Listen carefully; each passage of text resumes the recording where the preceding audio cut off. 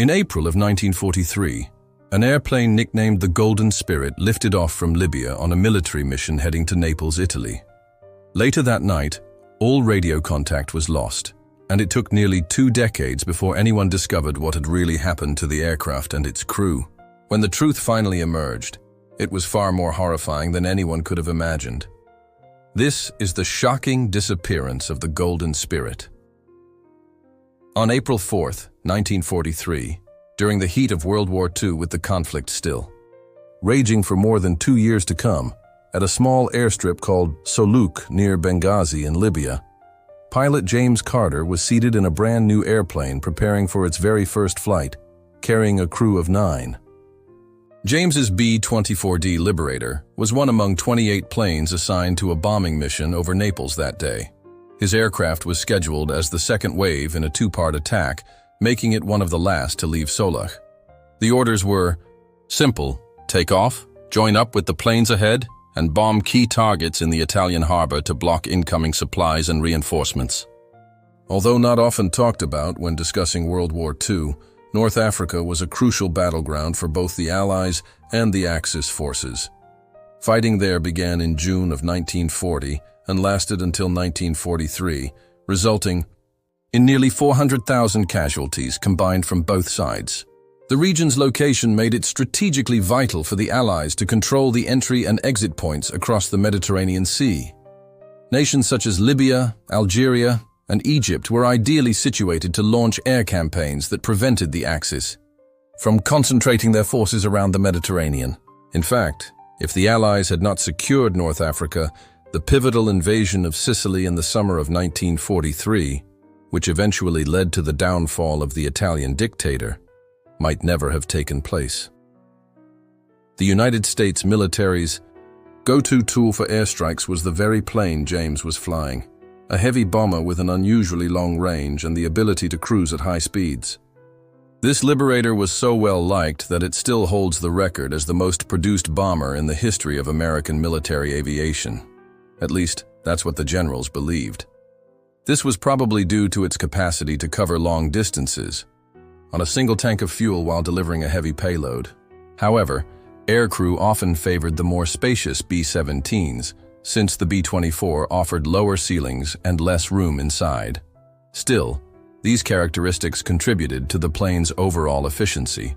Additionally, it had a feature known as the Davis wing, which significantly reduced drag.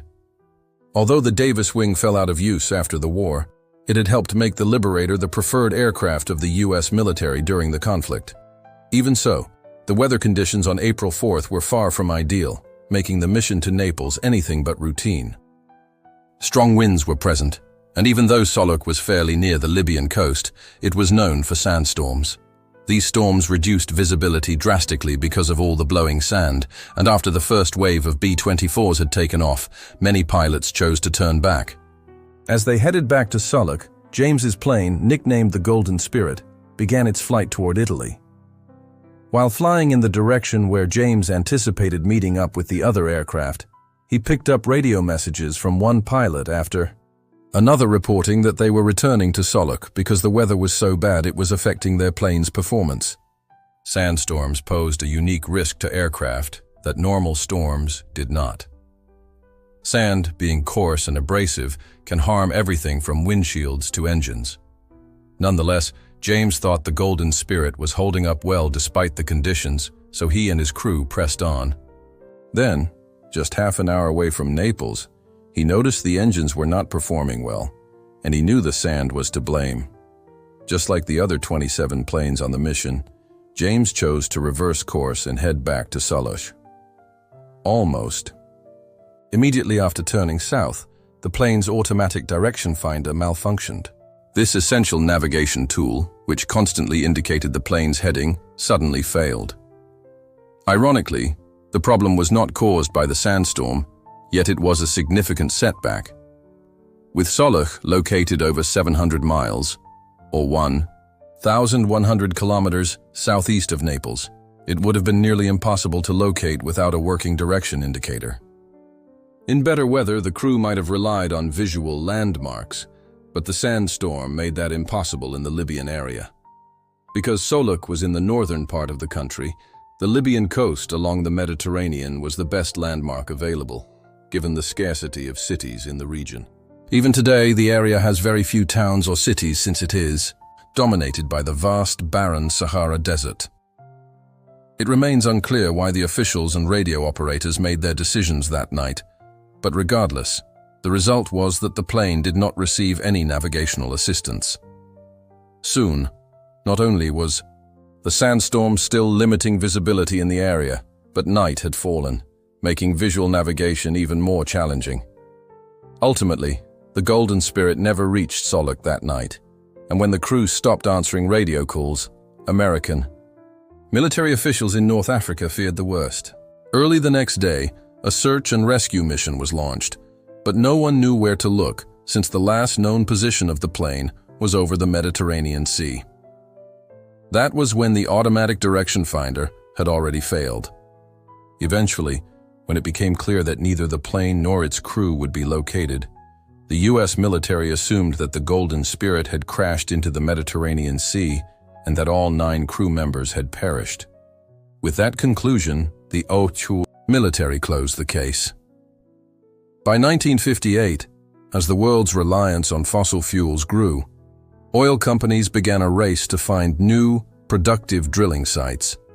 North Africa, rich in such resources, became a target.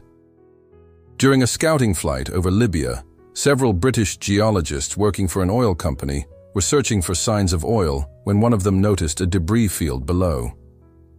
They pointed it out to the others, and the pilot circled the area at a low altitude to get a closer look. It didn't take long for them to determine that the debris belonged to an airplane that had clearly crashed. Since it appeared to be a military aircraft, the pilot contacted the nearby Air Force base, but initially, officials showed little interest. There was no record of a missing plane, so the discovery was largely dismissed. Over the following months, geologists conducted more surveys of the area, one of whom happened to be a good friend of the base commander. After examining the crash site on the ground, the geologist wrote a letter to the commander detailing what he had seen, including maintenance records and crew names found on clothing still inside the plane. After cross-checking the names, the officials finally recognized the significance of the discovery. A military investigation team was dispatched to the crash site coordinates in May of 1959, 6 months after the plane was first reported missing, and it was indeed the Golden Spirit. Years earlier, when James had called in for help that night in 1943, radio operators had made a crucial error. Instead of giving clear verbal instructions right away, during the midst of the sandstorm, the officials at Soluk decided to launch a series of flares in the hope that the Golden Spirit would see them. Although the gesture was well meant, the plane could not spot the flares. Consequently, James unknowingly flew past the airstrip and continued south. For 2 hours after overshooting the airstrip, communication between the crew and the ground was maintained, as officials realized that perhaps flares were not the ideal solution. They then switched to giving verbal guidance in hopes of directing the plane safely to the ground, but it was too late. The plane had been flying off course for too long, and no one knew where it was. Then, all of a sudden, the radio went silent, and every attempt to re-establish contact failed. The best anyone could deduce was that the plane and its crew had been lost over the Mediterranean Sea. In truth, the Golden Spirit had overshot Soluk by 440 miles to the south, and while the military was correct that the plane had crashed into the sea, it was not in the Mediterranean. Instead, the plane came to a stop in the middle of the Kalanchio Sand Sea, a vast expanse of arid land covering 24,000 square miles, 62,000 square kilometers, with no water, no vegetation, no shade, and very little wildlife to sustain life. When the investigation team arrived years later and thoroughly searched the crash site, they found no human remains or any signs of activity. Strangely, the aircraft was in remarkably good shape. Further examination revealed that when it crashed in the desert, it did so with its fuel tanks completely empty. 3 of its 4 propellers showed damage, indicating they were not working at the time of impact, and there was no evidence of an explosion or fire, meaning that a crash could have been survivable. However, the crew were not inside the plane when it crashed, as indicated by the absence of parachutes on board. It was later understood that they had jumped from the aircraft before it hit the ground, and they could have ended up anywhere. The investigation team expanded their search beyond the crash site, and approximately 19 miles, 31 kilometers to the north, they found the first sign of the crew. In the middle of the desert, they discovered half-buried parachutes and a pair of rubber flight boots arranged in such a way that their toes pointed north. Despite this hint as to where the crew might have headed, nothing else was found during the initial search. For 3 months, investigators continued looking for the missing men until the desert sand began to damage their vehicles and equipment. Thus, just as in 1943, the U.S. military closed the case on the Golden Spirit and presumed that the bodies of the 9 crew members had been swallowed by the sand after 15 years of exposure to the desert elements. Another 6 months passed after the search was abandoned, when oil company workers made another shocking discovery during a scouting flight. In a small area, the remains of 5 individuals in military uniforms were found. Soon after, it was confirmed that the names on the uniforms matched those of the crew members who had been aboard the Golden Spirit on its first and final flight. Military personnel returned to the Libyan desert to investigate the site and recover the fallen airmen. Among the items recovered with the 5 bodies were flashlights, flight jackets, and pieces of parachute fabric. But the discovery that revealed a more complete account of what happened was the diary of Second Lieutenant and co-pilot Eric Johnson. Between April 5th and April 9th, 1943, Eric made daily journal entries that told a harrowing story of near impossibility. What follows is a reconstruction of events based on those journal entries. After getting lost on the way back to Solok, the Golden Spirit was dangerously low on fuel, forcing the crew to jump from the plane shortly before it hit the ground. They landed around 2 in the morning, and the crew started to gather, but only 8 of them came together. The crew quickly realized that Second Lieutenant David Mercer was missing, but it was too dark to take any action. When the sun rose on April 5th, the 8 survivors searched for David, yet there was no sign of him. If they were to survive, they had to move on without him. The men then began walking to the northwest. Although Eric did not explain why James chose that direction, it might have been because he realized he had passed by Solok and mistakenly thought the airstrip was closer than it actually was.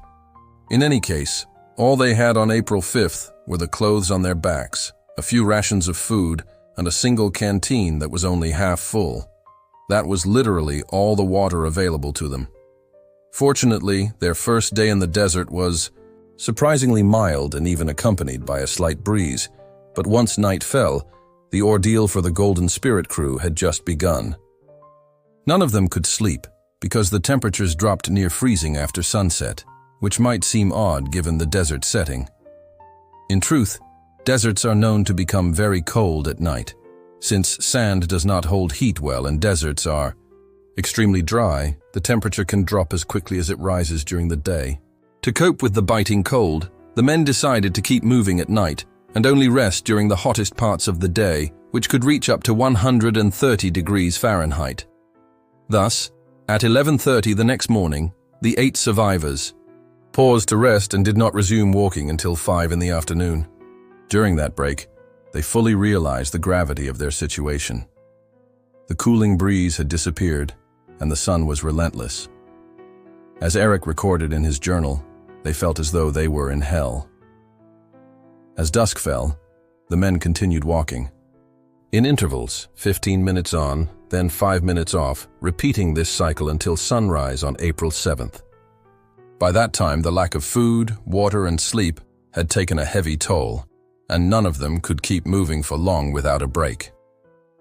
They began to pray more than they walked, and around this time it became clear that they might not survive the desert.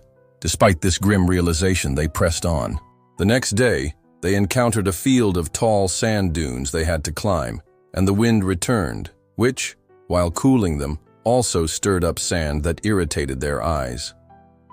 The conditions were so severe that one of them temporarily lost all vision. Then, a couple of days later, on April 9th, the ordeal ended for some. 5 of the crew, including James and Eric, were too weak to continue after all they had endured. It was decided that the remaining 3, Samuel Baker, Thomas, Reed, and Andrew Davis, were still capable of walking, so they continued on with a promise to return with assistance for the others. One of the final entries Eric wrote as he lay on the sand noted that they were all so exhausted that they just wished it was all over. Tragically, their wish was granted sometime after that last journal entry. After the bodies were discovered, in 1960, a final organized search was launched for the rest of the Golden Spirit crew under the name Operation Climax. 6 desert vehicles, 2 helicopters, and 19 troops and airmen were deployed, and with some of the crew located, officials could focus on a smaller area. By May 12th, this strategy bore fruit when Thomas's body was found 21 miles north of the location where the 5 bodies had been discovered. 5 days later, searchers found Samuel's body another 5 miles northwest of Thomas in a sand dune area that rose 600 feet or 183 meters high. When Operation Climax officially ended, only 2 men, David and Andrew, remained missing. As had happened twice before, in August of 1960, oil company workers found another body. Recall that David was the crew member who never reunited with the others after they jumped from the Golden Spirit. He was discovered 12 miles north of the crash site, and it was clear that his parachute had not deployed properly. Even though the parachute had slowed him down somewhat, it was insufficient to save him, so his remains were found still in his flight suit with the tangled, deployed parachute attached to his back. As for Andrew, his body was never located. Despite a search covering 6,300 square miles, or more than 16,000 square kilometers. Although finding these bodies had largely solved the mystery, it also uncovered more tragic details. Had the 8 survivors made even one different decision, they might have lived through the desert crash. When the crew gathered after jumping, they were approximately 19 miles north of the nearly intact Golden Spirit. The airplane was in remarkably good condition compared to most crash sites, and what the investigators discovered inside was heartbreaking. They found several days' worth of ready-to-eat meals, canteens filled with water, and even a thermos full of coffee that was still drinkable more than 15 years after the crash. Even the machine gun was still functional, and that wasn't all. The aircraft that had brought the members of Operation Climax to the desert had also suffered a radio failure shortly after arrival. Since the radio in the Golden Spirit was still intact, the team removed it and installed it in their own plane, where it worked perfectly. Even after all those years in the desert, there were enough supplies for the 8 surviving crew members to be rescued, and if they had only walked south instead of northwest, they might have made it. Of course, this does not take away from the heroic effort and seemingly superhuman will to live that the men displayed. From the place where they had gathered in the desert after jumping from the plane, it was calculated that the men walked an astonishing 85 miles, or roughly 137 kilometers, with only half a canteen of water among them. Remarkably, Thomas then walked an additional 21 miles, totaling 106 miles, and Samuel managed another 5 miles before succumbing to the elements. Sadly, even with the tremendous distances they covered, they were still far from any sign of civilization. At the time, they did not realize that the only search conducted while they were still alive had been over the Mediterranean Sea. Eric even noted in his journal that they did not see a single aircraft overhead that they could signal to. This complete lack of search activity must have emphasized their need to rely on themselves, and indeed, they accomplished something truly admirable. In fact, after learning about their efforts, desert experts were utterly astonished. In their view, the 8 men had only enough supplies for 2 of them to cover 25 to 30 miles. This accomplishment redefined what desert survival experts thought was possible. Ultimately, with the mystery of the Golden Spirit's disappearance finally solved, One final investigation was conducted to determine the cause so that the military could learn from their mistakes. In the end, it was concluded that a combination of poor visibility, navigational errors, and strong winds pushing the plane further south than expected were to blame for the disaster. If you have read this far, thank you very much for following along. If you have any suggestions for another story, feel free to send them in, and perhaps we will meet again in another tale.